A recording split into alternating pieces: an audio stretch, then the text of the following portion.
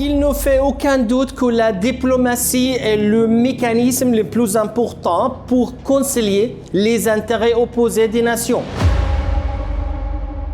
Mais lorsque la diplomatie échoue, ou en d'autres termes, lorsque la diplomatie a abouti à une impasse, nous attendrons très probablement le bruit des canons.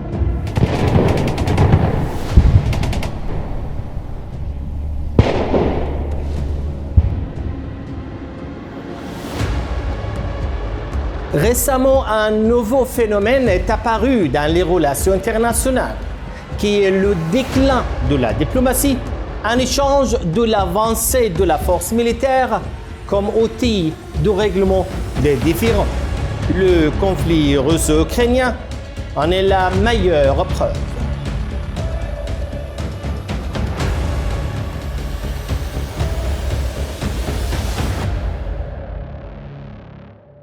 Cette chaîne est le monde du droit international et du droit de l'homme.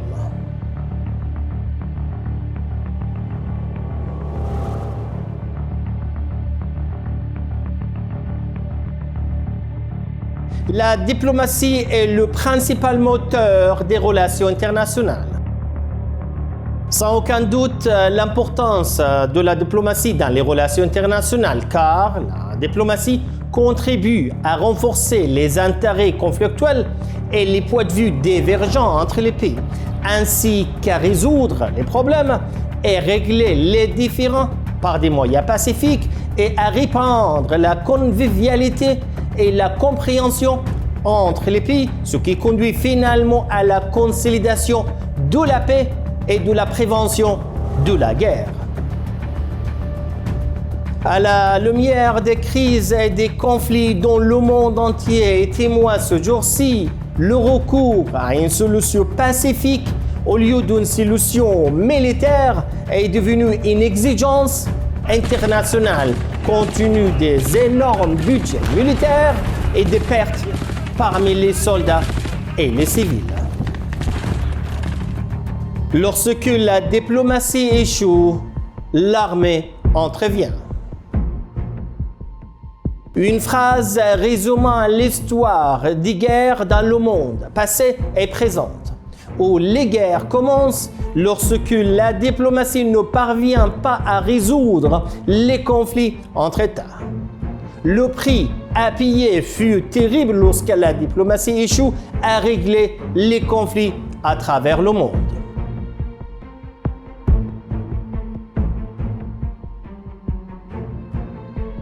Le monde dans lequel nous vivons est gouverné par deux mots, à savoir la diplomatie d'un côté et la guerre de l'autre.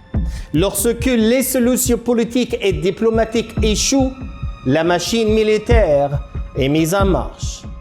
Si le diplomate est chargé de négocier et de trouver des solutions aux conflits internationaux et aux crises mondiales de manière politique et diplomatique, sans recourir à la force, la guerre vient mettre fin au travail inachevé d'un diplomate. La guerre et la diplomatie sont deux choses indissociables, car toute guerre est souvent précédée par la diplomatie. Mais il ne faut pas oublier que la diplomatie est une victoire de la sagesse, contrairement à la guerre qui tente de refléter la logique de la force. Il ne faut aucun doute que cette logique a provoqué des guerres mondiales et régionales qui ont détruit l'humanité sans discrimination. L'ONU et la diplomatie. La Charte des Nations Unies interdit l'usage ou la menace de la force dans les relations internationales, car le Conseil de sécurité des Nations Unies porte la responsabilité première de maintien de la paix et de la sécurité internationale. Il prend l'initiative de déterminer la présence d'une menace à la paix ou d'une agression. Lorsque les États membres ont signé la Charte des Nations Unies il y a plus de 75 ans, Il vise à préserver les générations futures du fléau de la guerre en provenant les conflits. En conséquence, cet objectif a été une priorité absolue pour l'organisation internationale depuis le moment de sa première naissance. Mais l'organisation peut-elle persuader les parties au conflit de venir à la table des négociations si elles ne veulent pas s'asseoir?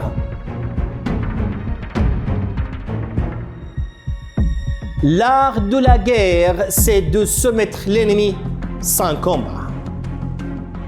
Le président russe, M. Poutine, croit qu'il gagnera la guerre actuelle. Le président ukrainien, M. Zelensky, pense la même chose. Mais nous ne devrions jamais oublier, dans une guerre, quel que soit le camp qui puisse se déclarer vainqueur, il n'y a pas de gagnant, il n'y a que des perdants. Grâce au développement que le monde connaît aujourd'hui, de nombreux pays aspirent encore à atteindre leur objectif sans recourir à la force militaire. Le chef militaire et stratège chinois Sun Tzu déclare dans son ouvrage « L'art de la guerre » en disant « L'art de la guerre, c'est de soumettre l'ennemi sans combat ».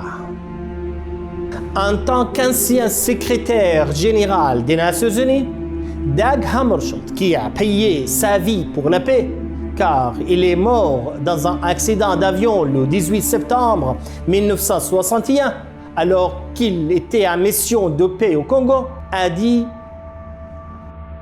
« On a dit que l'Organisation des Nations Unies n'a pas été créée pour nous amener au paradis, mais pour nous sauver de l'enfer. Rien ne peut remplacer la nécessité de faire taire les armes pour faire place au dialogue et à la diplomatie pour réussir. La paix est le seul moyen d'arrêter cette stratégie. Alors, donnons une chance à la diplomatie.